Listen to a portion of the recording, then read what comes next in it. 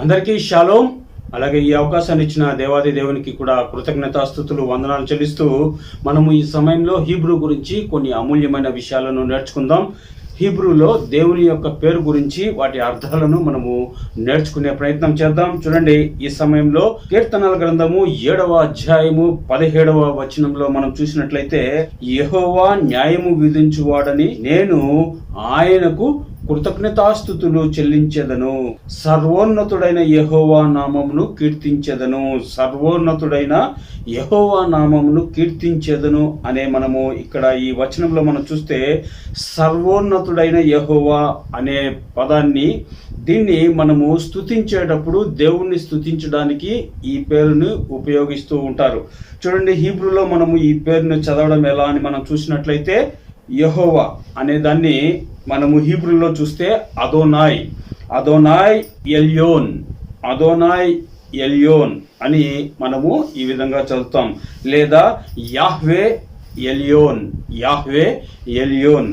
ఈ ఎల్యోన్ అనే పదంకు ఉన్న అర్థాలను మనం చూసినట్లయితే దీనికి అనేక రకాల అర్థాలు ఉన్నాయి. మనము అనేక సార్లు చెప్పుకున్నట్లుగా హీబ్రూ పదాలకు అనేక అర్థాలు, భావాలు అనేటివి ఉంటాయి అని మనము గత వీడియోలలో మనము నేర్చుకుంటూ వస్తూ ఉన్నాం. ఇప్పుడు చూసినట్లయితే ఈ ఎల్యోన్ అనగా మనం చూసినట్లయితే సర్వోన్నతుడైన యెహోవా, అలాగే ఎలియోన్ అనే దానికి అర్థాలు, అలాగే మహోన్నతుడైన యెహోవా అని కూడా ఉంటుంది. అలాగే అత్యున్నతుడైన యెహోవా అనే పేరు ఉన్నప్పుడు కూడా ఈ ఎలియోన్, ఎలియోన్ అనే హీబ్రూ పదం ఉంటుంది. అలాగే సర్వశక్తుడైన యెహోవా అనే సమయంలో కూడా ఈ ఎలియోన్ అనే పదాన్ని ఉపయోగించారు. అలాగే దీనికి ఉన్న అర్థాలను మనం చూస్తే వ్యాపించిన అంటే విస్తరించిన అనే సందర్భంలో కూడా ఎలియోన్ అనే పదాన్ని ఉపయోగిస్తుంటారు. వ్యాపించిన యెహోవా అనే దాన్ని కూడా మనము ఈ విధంగా చదవచ్చు. అలాగే ఎల్ ఎలియోన్ అని కూడా ఉంటుంది. ఎల్ ఎలియోన్ మనము చూసినట్లయితే ఈ విధంగా వీటి పేర్లను మనము హీబ్రూ బైబిల్లో చూస్తూ ఉంటాం. వీటికి ఉన్న అర్థాలను మనం చూసినట్లయితే చూడండి, ఎలియోన్ అనే పదానికి ఉన్న అర్థాలను మనం చూస్తే ఔన్నత్యము, ఉన్నతమైన, ప్రాధాన్యమైన, సర్వశ్రేష్టమైన, ముఖ్యమైన, అలాగే ఎత్తైనది, అధికంగా ఉన్న దానికి కూడా ఈ ఎలియోన్ అని ఉపయోగిస్తూ ఉంటారు. అలాగే ఎక్కువ, చాలా, హెచ్చుగా అనే ఈ పదాలు వచ్చినప్పుడు, ఈ సందర్భం వచ్చినప్పుడు అక్కడ రాయబడే పదం ఏంటి అని మనం చూస్తే ఎలియోన్ అని ఉంటుంది. ఇక్కడ మనం చూస్తే కీర్తన గ్రంథము 7వ అధ్యాయం 17వ వచనంలో మనం చూస్తే, యెహోవా న్యాయము విధించువాడని నేను ఆయనకు కృతజ్ఞతాస్తుతులు చెల్లించెదను, సర్వోన్నతుడైన యెహోవా నామమును కీర్తించెదను.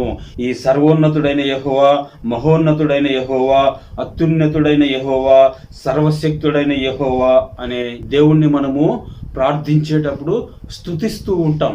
మనము ఎంతో భయభక్తులతో, భక్తి శ్రద్ధలతో మనము దేవుణ్ణి ఆరాధిస్తూ స్తుతిస్తూ ఉంటాం. కాబట్టి మనము ఈ విధంగా స్తుతిస్తున్నప్పుడు ఆ పేర్లకున్న అర్థాలను మనము తెలుసుకున్నట్లయితే మనము ఆత్మీయంగా భక్తిలో ఎదగడానికి, దేవుణ్ణి మరింతగా మనము ఆరాధించడానికి, పూజించడానికి మనలో ఉన్న ఆత్మ మనల్ని ప్రేరేపిస్తూ ఉంటుంది.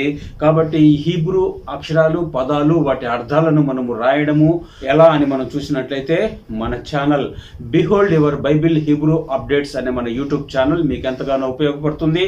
అలాగే ఈ ఛానల్ ద్వారా మీరు ఉచితంగా ఈ హీబ్రూ భాషను రాయడానికి, చదవడానికి మీకు ఉపయోగకరంగా ఉంటుంది. ఈ ఛానల్ని ఒకసారి దర్శించండి, ఈ ఛానల్లో ఉన్న వీడియోలను చూడండి. అలాగే ప్రతి వీడియోను మీరు చూస్తున్నప్పుడు చివరి వరకు ఈ విషయాలన్నీ కూడా వినండి. అలాగే నచ్చితే ఒక లైక్ చేయండి. అలాగే ఈ ఛానల్ని మీరు సబ్స్క్రైబ్ చేసుకోండి. మీకు తెలిసిన వారికి ఈ విషయాలను షేర్ చేయండి. అందరము కూడా హీబ్రూ భాషలో ఉన్న మూల గ్రంథాన్ని చదవడము, వాటిలో ఉన్న పదాలను అర్థం చేసుకోవడానికి మనము ప్రయత్నం చేద్దాం. మన వంతుగా ప్రతి ఒక్కరికి ఈ వీడియోలను షేర్ చేయండి.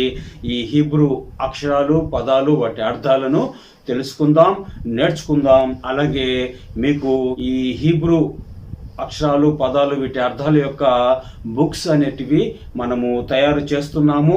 మీకు ఈ బుక్స్ అనేటివి కావాలి అనుకుంటే మన ఫోన్ నెంబర్కు మీరు కాంటాక్ట్ చేయండి, మీకు వాటిని పంపించడం జరుగుతుంది. పీడిఎఫ్లో ఉన్న విషయాలను మనము బుక్కులుగా తయారు చేయడానికి ప్రయత్నం చేస్తున్నాము. మీరందరూ కూడా సహకరించి ఈ పనిలో మీరు కూడా భాగస్తులు కమ్మని కోరుకుంటూ అందరికీ షాలోం, సమాధానం కలుగును గాక. God bless you all. Thank you so much.